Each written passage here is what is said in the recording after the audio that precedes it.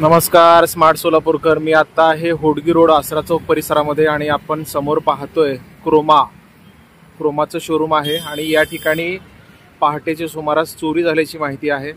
इकडे क्रोमाचा स्टाफ, काही नागरिक दिसत आहेत. पुढे पोलिसाची गाडी सुद्धा आपल्याला दिसते. सोबतच पोलिसाची एक व्हॅन पण आलेली आहे, फॉरेन्सिकची, मोबाईल फॉरेन्सिकची. आतमध्ये माहिती घेण्याचं काम सुरू आहे. पहाटेच्या सुमारास इकडे वर ज्या ठिकाणी काचा आहेत तिथून एंट्री करून चोरांनी साहित्य चोरी केल्याची माहिती आहे. प्रत्यक्ष आता आतमध्ये गेल्यानंतर किंवा पोलिसांकडनं माहिती मिळाल्यानंतर काय चोरी झाली आहे, कितीची चोरी झाली आणि काय किती वाजता घडलं हे सगळं आपल्याला कळेल. आपण आतमध्ये जाण्याचा प्रयत्न करणार आहोत, पण सध्या तरी आतमध्ये डिपार्टमेंट, पोलीस आणि त्यांचा स्टाफ आहे. आतमध्ये आपल्याला आत्ता इतक्यात जाऊ देतील का नाही सांगता येत नाही, पण आपण माहिती घेण्याचा प्रयत्न करतोय. पोलीस जे आहेत तपासातले ते आता बाहेर पडतात. आपल्याला दिसतंय की तपासाच्या अनुषंगानं पोलिसांचं काम सुरू आहे. वरिष्ठ पोलीस अधिकारी या ठिकाणी आलेले आहेत. पोलीस अधिकाऱ्यांकडनं आता आपण माहिती घेतलेली आहे. प्राथमिक पोलिसांचं असं म्हणणं आहे की पहाटेच्या सुमारास ही चोरीची घटना घडलेली आहे आणि मोबाईल हँडसेट चोरीला गेल्याची प्राथमिक माहिती आहे. प्रत्यक्ष जेव्हा पोलिसांमध्ये गुन्हा दाखल होईल त्यावेळेला आपल्या लक्षात येईल की किती मोबाईल चोरीले गेलेत आणि किती रुपयांचा हा ऐवज होता. पोलिसांचं पथक आतमध्ये आपलं काम करतंय. या ठिकाणी क्रोमाचा स्टाफ किंवा जे बजाज फायनान्स असेल किंवा इतर फायनान्सचा स्टाफ आपल्याला दिसतं. आतमध्ये पोलिसांचं पथक आपलं काम करतंय. क्रोमाच्या बिल्डिंगमध्ये पहाटेच्या सुमारास चोरीची घटना घडलेली आहे. पोलिसांचं पथक या ठिकाणी दाखल झालेलं आहे. आतमध्ये तपासणी, चौकशी सुरू आहे. थोड्याच वेळामध्ये आपल्याला डिटेल माहिती मिळेल. आपण क्रोमाच्या बिल्डिंगच्या परिसरामध्ये आहोत. या ठिकाणी पहाटेच्या सुमारास चोरीची घटना घडली अशी माहिती मिळालेली आहे. पोलिसांकडनं जेव्हा अधिकृतपणे माहिती येईल त्यावेळेला आपल्याला लक्षात येईल की नेमकं किती मोबाईल हँडसेट गेलेत किंवा अजून इतर काही साहित्य गेले का. तुम्हाला माहिती आहे होडगी रोडला बालाजी सरोवरच्या अगदी समोर जवळच क्रोमाचं शोरूम आहे. गेल्या 1 ते 2 वर्षापासून हे शोरूम या ठिकाणी आहे. शेजारी आता या बिल्डिंगमध्ये नवीन एक काम पण सुरू आहे बांधकामाचं. नेमकं इथं काय शोरूम होणार आहे, हॉटेल होणार आहे हे काय आपल्या लक्षात नाही, पण या ठिकाणी बांधकाम सुरू आहे. आणि एक्झॅक्ट याच्यावरच क्रोमाच्या बिल्डिंगच्या काचा आहेत. तिथून चोरट्यांनी आतमध्ये प्रवेश केल्याची प्राथमिक माहिती आहे. चोरट्यांनी नेमकं काय काय चोरलंय किंवा किती वाजता हे एक्झॅक्ट घडलं, CCTV मध्ये आलंय का याची माहिती आपल्याला पोलिसांमध्ये गुन्हा दाखल झाल्यानंतर समजेल. क्रोमाच्या बिल्डिंगमध्ये चोरीची घटना घडल्याची प्राथमिक माहिती समजल्यानंतर आपण या ठिकाणी पोहोचलेलो आहोत. आपण पाहतो या ठिकाणी क्रोमाचा स्टाफ आहे, सुरक्षा रक्षकाचे काही स्टाफ आहे किंवा इतर फायनान्स कंपनीचे स्टाफ आहे आणि या ठिकाणी चोरीची घटना घडल्याची प्राथमिक माहिती आपल्याला मिळालेली आहे. पोलिसांची आतमध्ये तपासणी सुरू आहे. फॉरेन्सिक जी तपासणीचं व्हॅन आहे ते सुद्धा या ठिकाणी आहे. आपण पाहतोय क्रोमाच्या बिल्डिंगच्या बाहेर आपण माहिती घेतोय. अलाउड नाही आहे, काय अलाउड नाही आहे? नाही, आता हे पोलिसांमध्ये दाखल झालं तर येणारच की. आम्ही काय आतमध्ये आलेलो नाही, आम्ही रोडलाच आहे. तुम्हाला माहिती पण विचारलेली नाही आम्ही. हे क्रोमाचे स्टाफ आता बाहेर आलं होतं, त्यांचं असं म्हणणं आहे की हे शूट घेऊ नका, हे अलाउड नाहीये. ठीक आहे, आपण काय आतमध्ये त्यांची नियम मोडून आतमध्ये गेलेलो नाहीये. प्रत्यक्ष आपण बाहेरच आहोत आणि पोलीस अधिकाऱ्यांना आपण प्राथमिक विचारलेलं आहे की बाबा खरंच घडलंय का. तर त्यांचं असं म्हणणं आहे की चोरीची घटना घडलेली आहे. आपल्याला त्यांनी अजून बाईट दिलेलं नाहीये. या ठिकाणी पोलिसांची व्हॅन सुद्धा आपल्याला दिसते. त्यामुळं काहीच घडलं नाही आहे किंवा खोटं आपण सांगतोय असं काहीच नाही आहे. जेव्हा प्रत्यक्ष गुन्हा दाखल होईल त्यावेळेला आपल्याला लक्षात येईल की नेमकी किती चोरी झाली आहे किंवा काय काय गेलेलं आहे. आत्तापुरता हा व्हिडिओ मी इथं थांबवतो.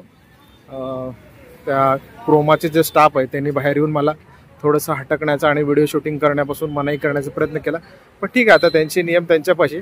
आपण काय आतमध्ये एंट्री केलेली नाही आहे. क्रोमा बिल्डिंगच्या मी समोर आहे आणि या ठिकाणी चोरीची घटना घडली पहाटे. जवळपास आता मी आकडा नाही सांगू शकत, पण अनेक मोबाईल हँडसेट चोरीला गेल्याची माहिती आहे. इकडे जे समोर काचा दिसतात इथून चोरट्यांनी एंट्री केली. थोडंसं अजून झूम करतो मी. इकडच्या बाजूला एक काच फोडून आतमध्ये एंट्री केली. आपल्या इथं ते दिसणार नाही. मी एका दुसऱ्या इथं जे स्टाफ आहे त्यांच्या मोबाईलमध्ये मी आत्ता पाहिलं की कशा पद्धतीनं काच फोडलेली आहे. इकडं वरच्या बाजून चोरट्यांनी एंट्री करून, खरं तर या ठिकाणी या परिसरातून आम्ही नेहमी जात असतो. पाहिलंय की 24 तास सुरक्षा रक्षक इथं कायम असतात. अगदी पावसात सुद्धा ते पूर्ण वेळ थांबून असतात. बऱ्याचदा खरेदीला सुद्धा आपण या ठिकाणी आलेलो आहोत. सुरक्षा रक्षक पूर्ण वेळ आहे, CCTV मध्ये सुद्धा आलेलं असणार आहे. चोरट्यांचं खरं तर हे धाडस म्हणायला हरकत नाही. रात्री जवळपास 11 नंतर मोठा पाऊस चालू झाला होता, त्यामुळं पावसाचा जो काही वातावरण आहे किंवा पावसाची जी काही संधी आहे ती संधी साधून चोरट्यांनी ही चोरी केली आहे म्हणायला हरकत नाही. पहाटे नेमकं किती वाजता चोरी घडली हे आपल्याला माहीत नाही, पण पाऊस रात्रभर चालू होता, त्यामुळं चोरट्यांना ही संधी मिळाली आतमध्ये घुसायला, चोरी करायला. आतमध्ये आता आपल्याला जाता येणार नाही. आतमध्ये पोलिसांचं पथक आहे, क्रोमाचे जे अधिकारी स्टाफ आहे त्यांच्याकडनं ते माहिती घेत आहेत. क्रोमा स्टोअरमध्ये चोरीची घटना घडल्यानंतर पोलीस उपायुक्त विजय कबाडे, गुन्हे शाखेचे सहाय्यक पोलीस आयुक्त राजन माने, विभाग 2चे सहाय्यक पोलीस आयुक्त यशवंत गवारी, तसेच वरिष्ठ पोलीस निरीक्षक दादा गायकवाड, तसेच वरिष्ठ पोलीस निरीक्षक गुन्हे शाखा सुनील दोरगे यांच्यासह इतर अधिकाऱ्यांनी घटनास्थळी भेट दिली. या घटनेमध्ये एकूण 78 पेक्षा जास्त मोबाईल चोरीला गेले आहेत.